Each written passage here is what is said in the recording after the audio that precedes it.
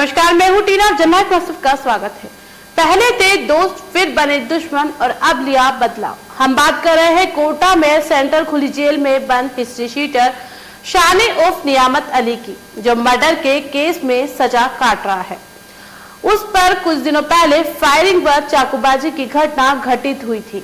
नियामत अली पर हमला करने वाला कोई और नहीं, दोस्त का सगा भाई सिराज है, जिसे शक था कि उसके भाई फिरोज बैंडा के मर्डर में शानी का हाथ है। दरअसल आरोपी सिराज का भाई फिरोज व खुली जेल का बंदी नियामत अली पुराने दोस्त थे। पिछले साल फिरोज की हत्या हो गई थी, जिसका शक सिराज को नियामत अली पर था। शक था कि उसके भाई फिरोज की हत्या शानी ने करवाई है। अपने भाई की हत्या का बदला लेने के लिए उसने यह प्लान बनाया था। उसने पहले सोशल मीडिया पर ग्रुप बनाया और 7 नए लोगों को जोड़कर मर्डर का प्लान बनाया। उसमें उसके साथ नाबालिग भी शामिल है। उन्हें 2-2 लाख रुपए का लालच देकर शानी की हत्या के प्लान में शामिल किया गया था। आरोपियों को देसी कट्टा, चाकू, बाइक भी उपलब्ध कराई गई थी। आरोपियों ने कुछ टाइम तक नियामत अली की रेकी भी की थी और उसके बाद वारदात को अंजाम दिया था। उन्हें पता था कि शानी रोज सुबह खुली जेल से घर जाता है। 4 जून को भी आरोपियों ने उस पर हमला करने की कोशिश की थी, लेकिन वे असफल रहे। उन्होंने फिर वारदात को अंजाम देने के लिए 8 जून को प्लान बनाया। वह सुबह 5 बजे अनंतपुरा से हथियार लेकर एरोड्राम पहुंचे। वहीं सिराज जेल के पास खड़ा होकर शानी के घर जाने का इंतजार कर रहा था। सिराज आरोपियों को शानी की लोकेशन बता रहा था। जैसे ही वह दादाबाड़ी स्थित अपने घर पहुंचे, तभी उस पर 5 आरोपियों ने ताबड़तोड़ हमला कर घायल कर दिया।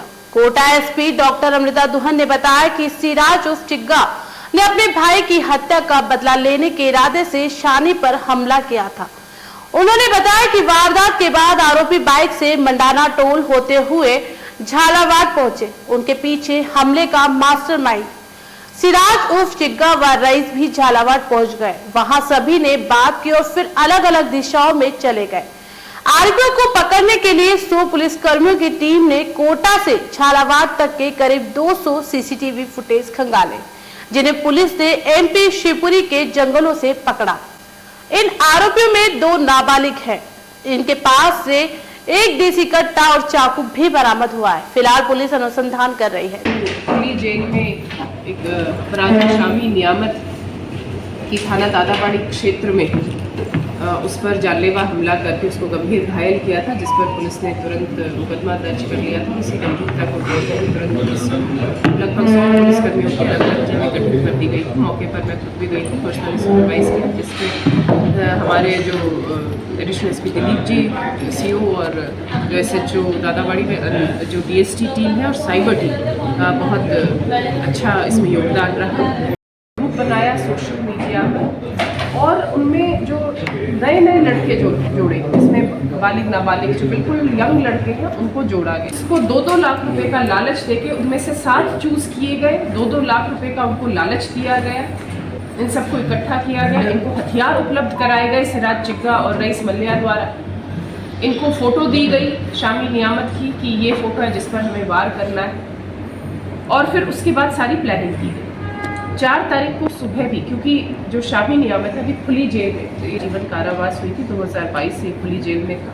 इसको स्थापित वापस समाज में स्थापित जो करने की प्रक्रिया चल रही, तो ये रात सुबह 7 बजे के लगभग खुली जेल से अपने घर आता था गाड़ी में। तो इन्होंने रेकी की पहले 4 तारीख को प्रयास भी किया, लेकिन 4 तारीख को विफल रहे। फिर उसके बाद 8 तारीख को सुबह सिराज चिग्गा ने इन्फॉर्म किया कि वो जेल से अब निकल चुका है।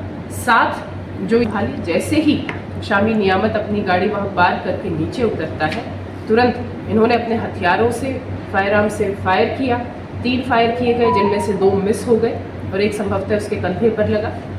उसके अलावा जो सतूर है जिससे बकरा काटते हैं और वो बड़े चाकू होते हैं, उनसे उस पर सिर पर और अन्य जो जगह है शरीर की उन पर वार किया गया, जिससे वो गंभीर घायल हो गया। उसको तुरंत अस्पताल में पहुंचाया गया और अभी वो उसकी स्थिति आउट ऑफ डेंजर है।